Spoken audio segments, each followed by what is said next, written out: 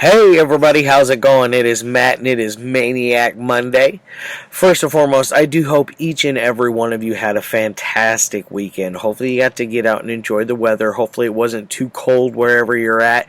I know it was just bitterly cold here in Iowa.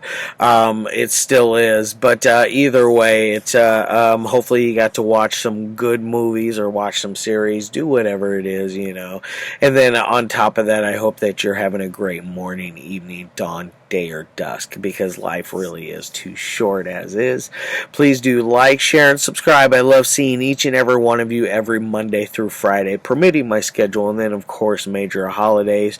And then also check out the description box for more information on your daily film, such as your brief synopsis, your starring cast, director, runtime of the cut I'm watching, MPAA rating, if there is one that exists, which most of the time there isn't going to be one, but today there actually is one, surprisingly, and it's a whopping rating in at a whopping PG, so it's a little bit below my rated radar when it comes to MPAA ratings and all that jazz.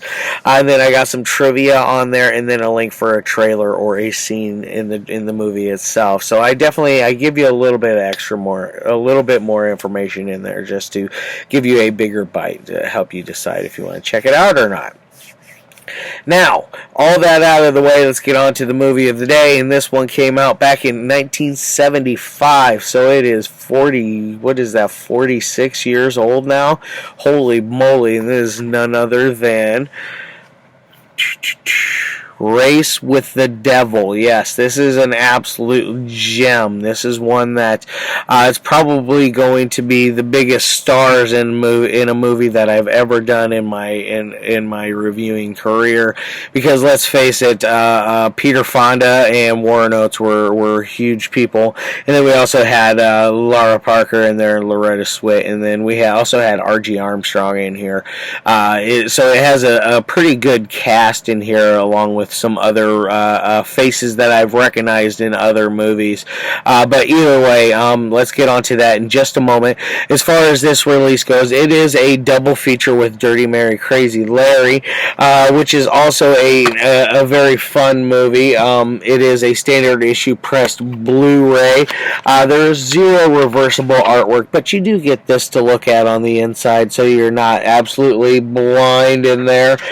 Gives you your starring cast and all that jazz for both of them, I believe, on there. And then as far as special features go, I believe there was an interview on here with Peter Fonda, and that was about it. I don't remember a whole lot on there. I remember a trailer, I believe, was on there as well. So not a whole lot of special features on this one, but that's completely okay. I didn't get this one because of the special features. This is an upgrade for me. By the way, I have this on rocking the old school VHS with this one. This is definitely one hell of an upgrade compared to the old VHS. It definitely isn't the best, but it could be much, much better. I would say it's probably the most definitive release that you're probably ever going to find on this one, because I don't foresee any labels picking this one up and doing a giant special edition release on it. So definitely I look for it on this double feature. You can also buy it on a single issue DVD. That is the one way you can buy it by itself, is on the DVD. But I believe that is super out of print, and it'll cost you a nice little chunk of money, if memory serves me correct. I think this one might still be in print. But either way, definitely check out Race with the Devil. Now, as far as all that goes, like I said, it's got Peter Fonda, Warren Oates, Lara Parker, Loretta Switt, and R.G. Armstrong. And it was also directed by Jack Starrett, who also has a small little role in here. What I know him mostly from was Rambo: First Blood. He's one of the first cops that really starts giving Rambo some flack, and he is the one that gets shot out of the helicopter. So yeah, that's Jack Starrett. He definitely can work both ends of the deal. He can be an actor and a director. All right. Now, like I said, this one's only rated PG, and it clocks in at an hour and 28 minutes ish. And then what else do we got going on? That's all I want to get into that. Now, what is it exactly about? It's about these two couples that are going out on the best damn vacation of that they'll ever have in their lives ever. They're getting ready to go out and do that. We start off with both of them working very hard at their jobs. People are like, "Hey man, you gotta go. You're on your vacation. Why are you still here?" Stuff like that. Interesting. Like, it shows their character, like they're very devoted to their jobs, and they work in motorcycles. They design and build dirt bikes for racing motorcycles.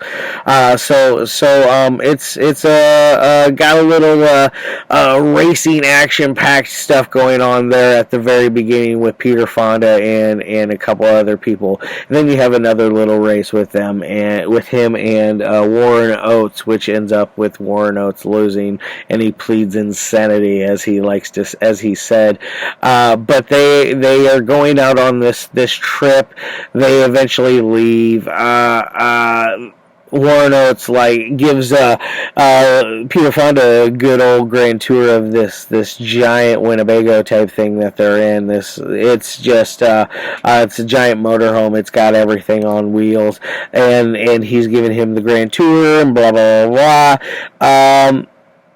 Finds out that Peter Fonda brought the family dog. He's a little upset, makes a little joke. "Hey, where's your fish?" "Oh, we don't have any fish, Frank." Stupid jokes. Frank and Raja, they have stupid jokes in here. But either way, their very first night out, they pull over into this kind of off the road, I'm guessing in somebody's property, back pasture property, that they kind of probably illegally snuck onto to camp out for the night. While they're there, they eat food, get a little bit of drinky, and knowing both Warren Oates and Peter Fonda, they probably had some drugs in there as well, but they don't touch on that in the movie. But either way, they had some drinky, and while they're sitting out at night, they notice that there's a fire going off in the distance. They go over to check it out, and they notice that there's this crazy cult type people dancing around the fire, and the women are naked and this and that. Now, don't be getting in here thinking you're going to see boobies. You do not see anything. It's blurred out. So don't be coming in thinking you're going to see boobies. This is a PG movie, folks. Now, they happen to witness them do a sacrifice, to a human sacrifice. They freak out. The wives come out to see where they're at. They're making a bunch of noise and racket, which in turn the crazed cult sees and hears where they're at and proceeds to chase them. And it shows how devoted that this cult is going out after these people, because they are going after them throughout the entire movie. Every little stop that they make, they have a little interruption by this crazed cult or somebody from it. To the point that they kill Peter Fonda's dog, and they put rattlesnakes inside of the camper. They break out windows. They smash up the headlights. They do all kinds of devious things to these people along the way. And the whole while that it's going on, they're trucking along, trying to get to Amarillo, where they can finally come across some police characters that can actually help them. Because that first night, after they witness everything, they go to the police, and R.G. Armstrong is our sheriff. They go out to that pasture, wherever it was that they were at, basically come up with a goofy lame duck story that, oh, you didn't see what you think you saw, you were drinking, and there was a dog and this and that, giving them the runaround essentially. But they really pick up on certain things, knowing that they are both R.G. Armstrong and his deputy are lying about everything, because they took them right to the spot without being told where exactly to go. They're telling them basically any kind of story to make them go away from pursuing anything further with this story on it, with reporting it to the police. And now they get off down the road, and that's when they start really getting a lot of trouble. Like I said, they stop off at a motorhome camp, and they meet this other couple. They go out with this couple for the night and have a good old time at this place where steaks will melt in your mouth, as the guy said, and the best country music around. So you get to see some honky tonkin going on in there. A ball brawl ends up breaking out, which is absolutely hilarious, their reactions to it. But when they're leaving and they come back to their camper, like I said before, they kill the family dog. And now they actually used a real dog. It was actually drugged with a paralyzing type thing, to where it was asleep, and they kind of set up a little rig to make it look like the dog was being hung there. Very, very crude tactics, in my opinion, when it comes to filmmaking. Not anything I approve of by any means, because this is not the first movie that I've heard of them doing something of that nature. It's not the first, and it won't be the last, unfortunately. I don't think you can get away with it nowadays, though. Not with PETA and stuff like that. Alright, so as they're going back, they find out that the dog's dead. They quickly leave after an altercation with everybody, like a giant altercation where they're yelling at people in the park. Oh, you didn't see anything. This door was pried open with a chisel, and things like that. Warren Oates, Peter Fonda going crazy, as any normal person would. So they leave. As they're driving along, Warren Oates asks, "Hey, baby, will you make me some coffee?" She goes up, "Sure thing, honey." Goes up and opens the cabinet, and then out pops 2 rattlesnakes while they're driving down the road. Very intense scene. It ends up with 2 rattlesnakes being killed. Am I a fan of that? No. This movie has I think 9 people die, 10 people die, and then a dog and 2 snakes. So it does have a little bit of a body count going for it on top of that.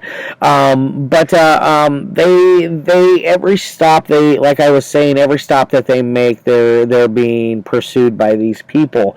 Even as they're driving down the road, they close off little sections of the road. They try to be clever. They make it look like there's a car accident, like a bus got hit on a Sunday, which Warren Oates, I ain't buying it, not no school bus on a Sunday, and he just bangs through them. And then as they're racing down the road, they're being pursued, and these drivers of this satanic cult, they are trying to box them in, do that number. And we have some awesome car chase stuff, very intense, high octane, very, very full throttle. Like, I loved it. You got cars flipping, you got cars exploding, you got all kinds of insane car wreck types things going on there. They killed some stunt people, I'm sure. No. But either way, they really put in a lot of effort for this movie in such a short time, for short run time, like an hour and 28 minutes. They could have made more out of this. My biggest beef with it is the ending. When you get to the ending, it just cut right there. I don't like it. They could have expanded on that, and they should have.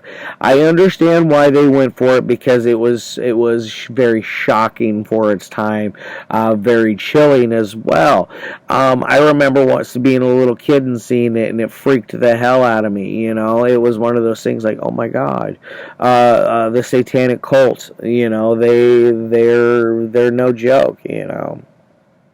Now, as far as any kind of ratings would go, on a 1 through 5 go on a technical side, I'm going to give this thing a 3 out of 5. It could be a 4. It's almost a 4. The one thing that's really stopping it is that ending. It could have been easily a 4 out of 5 otherwise. The momentum is constantly on a nice upward shift. It's kind of like the little mountain climber in Wheel of Fortune, but The Price is Right, where he's going up the thing. It's kind of like that. It has a nice even momentum, and I really like it. The acting is top notch. You can't go wrong with Warren Oates and Peter Fonda, in my opinion. I'm a huge Warren Oates fan, so I am a little bit biased when it comes to that right there. But either way, it's a very good movie. Now, as far as an entertainment side goes, I'm going to give this thing a 4 out of 5. This is a 7 out of 10 kind of movie, in my opinion. If it had a different ending, or an expanded ending to it, I would have gladly gave it a 8 out of 10, but unfortunately that ending is what brings it down them few notches. It could have really been something even more. Could have been a sequel. Race with the Devil 2. Even more racier than the first one. Alright guys, love your faces. I'll see you tomorrow. I'm not 100% what I'm going to do all week. I know I got a few of them lined up. I'm going to do another Jess Franco movie. I'm not really pumped about it either. It's one that I'm just kind of like, Alright guys, love your faces.